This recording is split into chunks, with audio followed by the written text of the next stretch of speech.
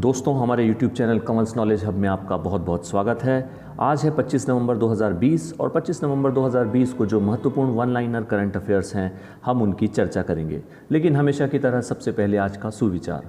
भीड़ हमेशा उस रास्ते पर चलती है जो रास्ता आसान लगता है, लेकिन इसका मतलब यह नहीं कि भीड़ हमेशा सही रास्ते पर चलती है। अपने रास्ते खुद चुनिए, क्योंकि आपको आपसे बेहतर और कोई नहीं जानता। तो चलिए शुरू करते हैं आज के important one liner current affairs और उनके कुछ ज़रूरी फैक्ट्स। हमारा सबसे पहला प्रश्न है, महिलाओं के खिलाफ हिंसा के उन्मूलन के लिए अंतर्राष्ट्रीय दिवस कब दुनिया भर में मनाया जाता है? इसका सही जवाब है 25 नवंबर को। और इस अंतर्राष्ट्रीय दिवस 2020 की थीम है orange the world, fund, respond, prevent, collect. अब हम अपने दूसरे प्रश्न की तरफ बढ़ते हैं। प्रधानमंत्री जीवन ज्योति बीमा योजना किसने लॉन्च की? तो इसका सही जवाब है इंडिया पोस्ट पेमेंट्स बैंक। उन्होंने PNB MetLife India insurance company के साथ मिलकर इस योजना को लॉन्च किया है। यह एक अनोखी योजना है जो किसी बीमित सदस्य की मृत्यु पर जीवन कवर प्रदान करती है, चाहे वह मृत्यु किसी भी कारण से हो। तो दोस्तों, इस चीज़ को आपको ध्यान में रखना है। अब हम आगे बढ़ते हैं अपने तीसरे प्रश्न की तरफ। हाल ही में नाइट फ्रैंक के वैश्विक सूचकांक में दिल्ली को कौन से स्थान पर रखा गया है? तो जी हाँ दोस्तों, दिल्ली को इस सूचकांक में 27वां स्थान मिला है। और ये सूचकांक जो कि लग्जरी आवासीय संपत्तियों की वार्षिक मूल्य बढ़ोतरी को मापता है। अब हम आगे बढ़ते हैं अपने चौथे प्रश्न की तरफ। मानव रहित सर्वेक्षण क्राफ्ट किसने विकसित किया? तो इसका सही जवाब है आईआईटी मद्रास। भारतीय बंदरगाहों और अंतर्देशीय जलमार्गों के लिए एक सौर संचालित मानव रहित सर्वेक्षण क्राफ्ट विकसित किया है और यह कामराजार बंदरगाह पर चेन्नई तट से सफल परीक्षण इसका वहाँ से किया गया है। अब हम आगे बढ़ते हैं अपने अगले प्रश्न की तरफ। पांचवा प्रश्न है, केंद्रीय मंत्री रविशंकर प्रसाद ने विदेश मंत्रालय के समन्वय से किस ऐप के अंतर्राष्ट्रीय संस्करण का शुभारंभ किया? तो दोस्तों, वो ऐप है उमंग ऐप। और आप सब लोग अच्छी तरह से जानते हैं, उमंग ऐप में भारत सरकार की बहुत सारी सर्विसेज हैं जिसका हम लाभ उठा सकते हैं। तो आज तक ये लाभ सिर्फ हम देसी नागरिक ही उठा सकते थे, लेकिन अब इसका अंतर्राष्ट्रीय संस्करण उपलब्ध है और इसलिए अब विदेश में बैठे लोग भी इस ऐप से लाभान्वित हो सकेंगे। और उमंग ऐप की अगर हम बात कर लें तो ये महत्वपूर्ण ऐप 23 नवंबर 2017 को लॉन्च की गई थी। अब हम आगे बढ़ते हैं अपने छठवें प्रश्न की तरफ। छठवां प्रश्न है, आंध्र प्रदेश के मुख्यमंत्री वाईएस जगनमोहन रेड्डी ने महिलाओं की सुरक्षा के लिए किस परियोजना का उद्घाटन किया? तो दोस्तों, इसका सही जवाब है अभयम परियोजना। तो एक्चुअली ये जो अभयम परियोजना है, ये अभयम ऐप उन्होंने जारी की है और ये मोबाइल ऐप जो है इसका प्रयोग किया जाएगा और महिलाएं इस ऐप के माध्यम से खतरा होने की स्थिति में अपने संबंधित पुलिस को वो इन्फॉर्म कर सकेंगे। तो ऑब्वियसली ये बहुत एक महत्वपूर्ण योजना है जो कि केंद्र और राज्य सरकार द्वारा संयुक्त रूप से चलाई जाएगी और इससे महिलाओं की सुरक्षा और उनमें विश्वास की भावना बढ़ेगी। अब हम आगे बढ़ते हैं अपने सातवें प्रश्न की तरफ। 21वां लाल बहादुर शास्त्री राष्ट्रीय पुरस्कार किसे मिला? जी हाँ, अभी 2 या 3 दिन पहले 21वां लाल बहादुर शास्त्री राष्ट्रीय पुरस्कार की घोषणा की गई है और ये सुधा मूर्ति को मिला है। उनको परोपकारी कार्यों में उत्कृष्टता के लिए दिया गया।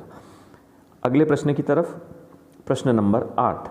हाल ही में भारतीय नौसेना को प्राप्त हुआ टॉर्पीडो वरुणास्त्र जो कि एंटी सबमरीन टॉर्पीडो है, ये किसके द्वारा विकसित किया गया?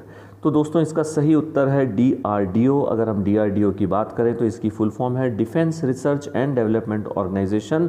और अगर हम इस टॉर्पीडो वरुणास्त्र की बात करें तो डीआरडीओ ने इसको मैन्युफैक्चर कराया है भारत डायनेमिक्स लिमिटेड की तरफ से। और डीआरडीओ की अगर हम बात करें तो डीआरडीओ की जो स्थापना है वो 1958 में हुई और इसका हेडक्वार्टर है न्यू दिल्ली। अब हम आगे बढ़ते हैं अपने 9वें प्रश्न की तरफ। अभी ये खबर आ रही है कि बिल गेट्स को पीछे छोड़ते हुए दुनिया के दूसरे सबसे अमीर व्यक्ति बनने का गौरव किसने हासिल किया? तो दोस्तों, इसका सही जवाब है एलन मस्क ने। जी हाँ, एलन मस्क जो कि टेस्ला और स्पेस एक्स नामक बड़ी कंपनी के मालिक हैं। अब हम अपने आगे के प्रश्न पे बढ़ते हैं। 10वां प्रश्न, हमारा 10वां प्रश्न है, अंतर्राष्ट्रीय एमी अवार्ड्स जिसे इंटरनेशनल एमी अवार्ड्स 2020 कहा जाता है, उसमें सर्वश्रेष्ठ ड्रामा सीरीज़ का सम्मान किसे मिला है? तो जी हाँ दोस्तों, आप लोगों ने शायद नाम भी सुना हो। नेटफ्लिक्स पर ये सीरीज़ आई थी और काफ़ी चर्चा में रही थी। इस सीरीज़ का नाम है दिल्ली क्राइम, जो कि दिल्ली के 2012 के निर्भया केस पर आधारित है और इसलिए इसको सर्वश्रेष्ठ ड्रामा सीरीज़ में सम्मान हासिल हुआ है।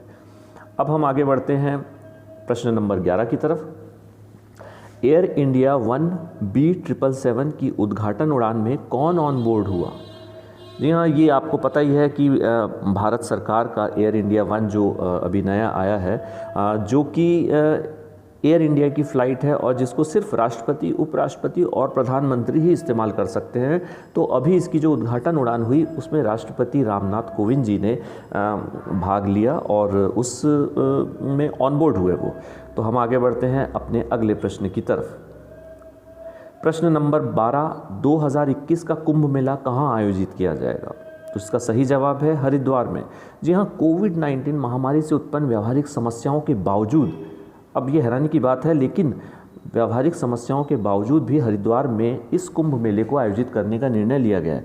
और ख़बर तो ये भी आ रही है कि इस कुंभ मेले में कम से कम 25 से 30 लाख लोग वहाँ पर पहुँचेंगे। अब देखना ये होगा कि ऐसी समस्या के बीच में सरकार और प्रशासन इसको किस हिसाब से करती है, क्योंकि मुझे तो ये मामला रिस्की ही लगता है। बाकी आगे देखते हैं।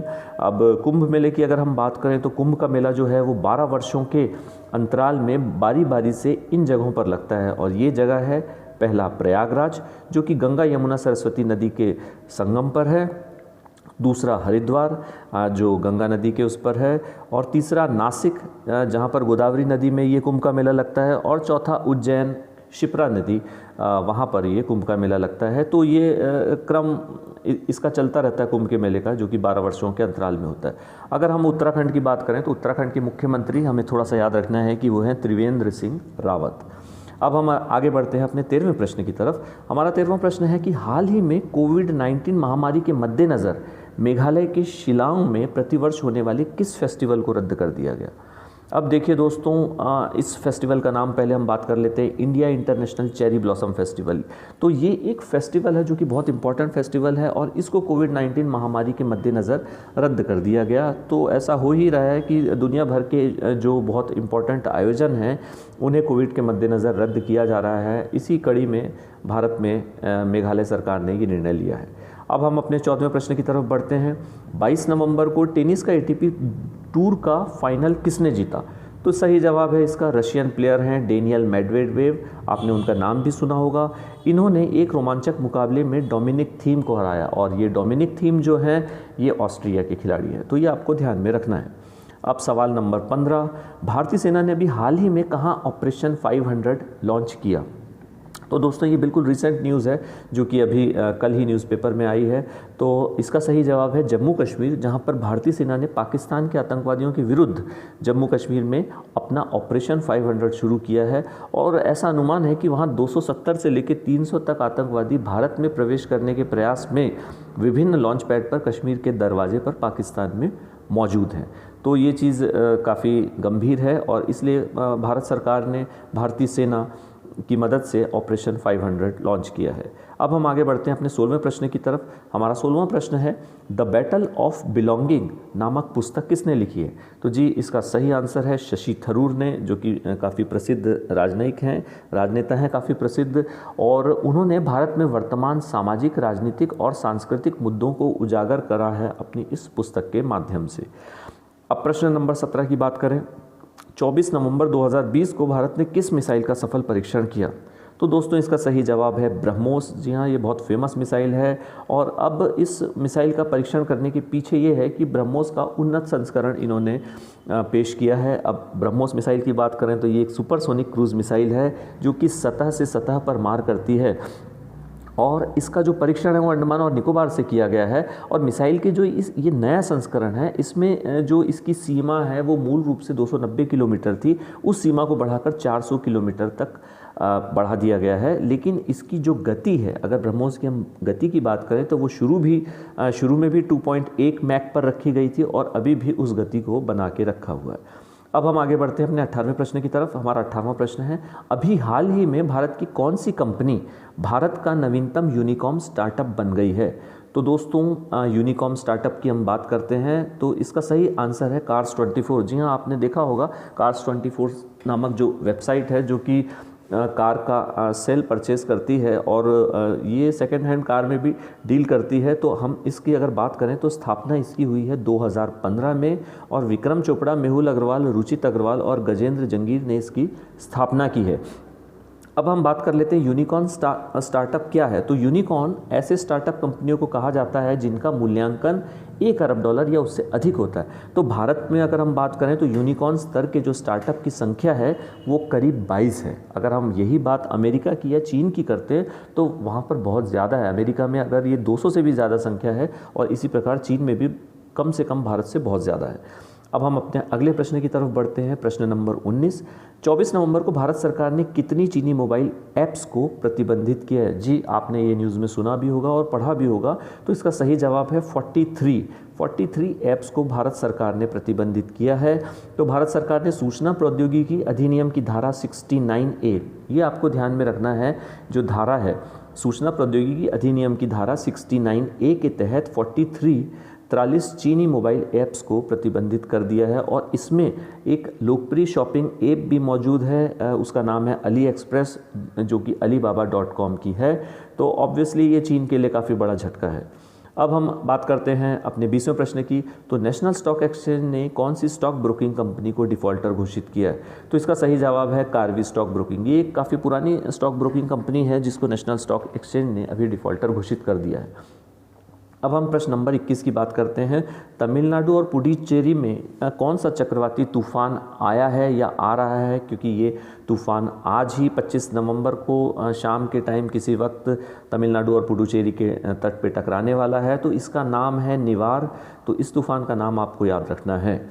अब हम प्रश्न नंबर 22 की बात करें तो कोविड-19 हुई स्वास्थ्य समस्याओं के कारण किस पूर्व कांग्रेसी नेता और राज्यसभा सांसद का निधन हुआ?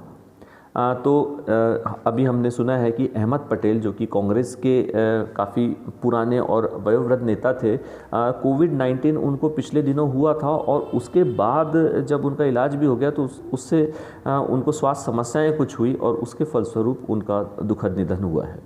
अब हम अपने प्रश्न नंबर 23 की तरफ आगे बढ़ते हैं। पूर्वोत्तर के पहले गाय अस्पताल का उद्घाटन किस राज्य में किया गया है? तो इसका सही जवाब है असम राज्य के डिब्रूगढ़ में। प्रश्न नंबर 24, पाकिस्तान के किस जिले में 1300 साल पुराना भगवान विष्णु का मंदिर खोजा गया? जी हाँ, ये एक बड़ी इंटरेस्टिंग खबर आई है कि भगवान विष्णु का मंदिर पाकिस्तान में, जो कि करीब 1300 साल पुराना है, वहाँ पर अभी हाल ही में खोज हुई है। और वो पाकिस्तान के स्वात जिले में, हम बात करें जो स्वात घाटी है, तो पाकिस्तान के स्वात ज़िले में ये भगवान विष्णु जी का पुराना मंदिर खोजा गया है। अब प्रश्न नंबर 25 की तरफ बात करें। अगर हमारा प्रश्न नंबर 25 है, देश भर में राष्ट्रीय फार्मेसी सप्ताह कब मनाया गया? तो इसका सही जवाब है 16 से 22 नवंबर को, अभी हाल ही में इसे मनाया गया। और इसकी थीम है pharmacist front line health professionals. और अगर हम इंडियन फार्मास्यूटिकल एसोसिएशन की बात करें तो इसके अध्यक्ष हैं टी.वी. नारायण जी। और इंडियन फार्मास्यूटिकल एसोसिएशन की स्थापना हुई है 1939 में। अब आगे बढ़िए प्रश्न नंबर 26 की तरफ। किस राज्य की पुलिस ने हर घर लक्ष्मी अभियान की शुरुआत की? तो ये भी न्यूज़ अभी चर्चा में आई है। तो इसका सही जवाब है हरियाणा राज्य की महिला पुलिस ने हर घर लक्ष्मी अभियान की शुरुआत की है। और इसके तहत घर घर जाकर महिला पुलिस ने वहाँ पर अपनी दुर्गा शक्ति ऐप के बारे में जानकारी दी है। ये दुर्गा शक्ति ऐप भी महिलाओं की सुरक्षा के लिए है। अगर उन्हें किसी खतरे की स्थिति का आभास होता है तो वो इस ऐप की मदद ले सकती हैं। अब हरियाणा की अगर हम बात करें तो हरियाणा की राजधानी है चंडीगढ़। जी हाँ, पंजाब और हरियाणा दोनों की संयुक्त राजधानी है चंडीगढ़। हरियाणा के वर्तमान गवर्नर है सत्यदेव नारायण आर्य और हरियाणा के मुख्यमंत्री हैं मनोहर लाल खट्टर। ऐसा प्रश्न है, सीमा ढाका कौन है, जो अभी हाल ही में चर्चा में आई? तो इसका सही जवाब है दिल्ली पुलिस की महिला पुलिसकर्मी सीमा ढाका। तो आपको ये ध्यान रखना है क्योंकि इन्होंने सिर्फ 3 महीनों में ही लगभग 76 गुमशुदा बच्चों को खोजने की दिशा में जो कदम उठाए हैं, उसके फलस्वरूप इन्हें आउट ऑफ टर्न प्रमोशन दिया गया है। तो अब ये काफ़ी इंटरेस्टिंग खबर है। और अगर हम बात करें दिल्ली की, तो दिल्ली जो एक तरफ भारत की राजधानी है, वहीं दिल्ली के मुख्यमंत्री हैं अरविंद केजरीवाल और दिल्ली के वर्तमान गवर्नर है अनिल बैजल। अब हम 28वें प्रश्न की बात करें। एएआई ने विमानन सुरक्षा जागरूकता सप्ताह कब मनाया? अब एएआई कौन है? Airports authority of India. तो इन्होंने हाल ही में 23 से 27 नवंबर को विमानन सुरक्षा जागरूकता सप्ताह मनाया है। अब नेक्स्ट प्रश्न की बात करें, 28वां प्रश्न, वर्ष 2020 की एपेक शिखर सम्मेलन की मेज़बानी किसने की? तो सही जवाब है इसका मलेशिया। अब दोस्तों एपेक की हम बात कर लेते हैं। तो इसकी फुल फॉर्म है Asia Pacific economic cooperation, APEC, जिसकी स्थापना हुई है 1989 में और इसका हेडक्वार्टर है सिंगापुर। इसके चेयरपर्सन को अगर आप देखें तो वो है मुहिद्दीन यासिन। और अगर मेंबर्स की बात करें तो 21 देश 21 कंट्रीज़ इसके मेंबर्स हैं। और यहाँ पर एशिया पैसिफिक रीजन जो बना हुआ है उसमें इनको मुक्त व्यापार करने की छूट है और मुक्त व्यापार को प्रोत्साहित यानी फ्री ट्रेड को प्रोत्साहन देने के लिए। और इसमें ज़रूरी चीज़ ये है जो अक्सर क्वेश्चन में पूछा जाता है कि क्या इंडिया एपेक का सदस्य है या नहीं है, तो इसका सही जवाब है कि इंडिया एपेक का सदस्य नहीं है। अब हम आगे बढ़ते हैं अपने अगले प्रश्न की तरफ। किस देश ने घरेलू उपयोग के लिए विश्व की पहली कोविड-19 परीक्षण किट को मंजूरी प्रदान की? तो इसका सही जवाब है अमेरिका। जी हाँ, अमेरिका ने एक ऐसी किट का आविष्कार किया है जिसे घर में यूज़ किया जा सकता है और आप उसके माध्यम से कोरोना की पहचान कर सकते हैं। अब अगले प्रश्न की बात करें तो प्रश्न नंबर 30, फीफा ने अफ्रीकी फुटबॉल परिसंघ के अध्यक्ष अहमद पर कितने वर्षों का प्रतिबंध लगाया? तो ये न्यूज़ काफ़ी अभी चर्चा में आई है। तो भ्रष्टाचार के मामले में फीफा ने इन अध्यक्ष के ऊपर 5 साल का प्रतिबंध लगाया है। अब हम बात करते हैं अगले प्रश्न की तरफ। तो किस राज्य में मशरूम की उत्सर्जित किस्म रोरिडोमिसाइस फिलोस्टेस काइडिस की खोज की गई? तो दोस्तों इसकी भी हम बात कर लेते हैं आपसे। तो इस राज्य का नाम है मेघालय। और ये जो मशरूम की रहस्यमयी प्रजाति मिली है ये अंधेरे में चमकती है और इसको ग्लोइंग मशरूम भी कहा जाता है और वो कहा जा रहा है। और ये प्रजाति आज से पहले कभी देखी नहीं गई और इसलिए चर्चा में है और इसलिए इसे एक रहस्यमयी प्रजाति भी कहा जा रहा है। और ये मशरूम देखने में बड़ा इंटरेस्टिंग है। अगर अभी मैं आपको इसकी फ़ोटो भी दिखाता हूँ तो आप उस हिसाब से इसको देख सकते हैं। अब देखिए हम आगे बढ़ते हैं प्रश्न नंबर 32 की तरफ। किस आईआईटी के अनुसंधानकर्ताओं ने सूचना के आदान प्रदान के लिए एक नई फ्री स्पेस ऑप्टिकल कम्युनिकेशन विकसित की है? तो दोस्तों इसका सही जवाब है आईआईटी गुवाहाटी। तो आपको ये चीज़ ध्यान में रखना है कि आईआईटी गुवाहाटी ने फ्री स्पेस ऑप्टिकल कम्युनिकेशन यानी फ्री स्पेस ऑप्टिकल संचार प्रणाली का विकास किया है। अगर हम आईआईटी की बात कर लें तो ध्यान रखने योग्य बात यह है कि भारत में इस वक्त 23 आईआईटी संस्थान हैं। जी हाँ, 23 आईआईटी संस्थान है जो कि Indian institute of technology act 1961 के तहत शासित हैं। तो दोस्तों बस आज के लिए इतना ही। इसके साथ ही हमारा आज का वन लाइनर करंट अफेयर्स का वीडियो यहीं समाप्त होता है। उम्मीद है आपको यह वीडियो ज़रूर पसंद आया होगा। अगर पसंद आए तो इसे लाइक ज़रूर कीजिएगा और शेयर कीजिए और हमारे चैनल को सब्सक्राइब भी कीजिए। तो कल फिर से वन लाइनर करंट अफेयर्स के साथ आपसे दोबारा मुलाकात होगी। तब तक के लिए धन्यवाद।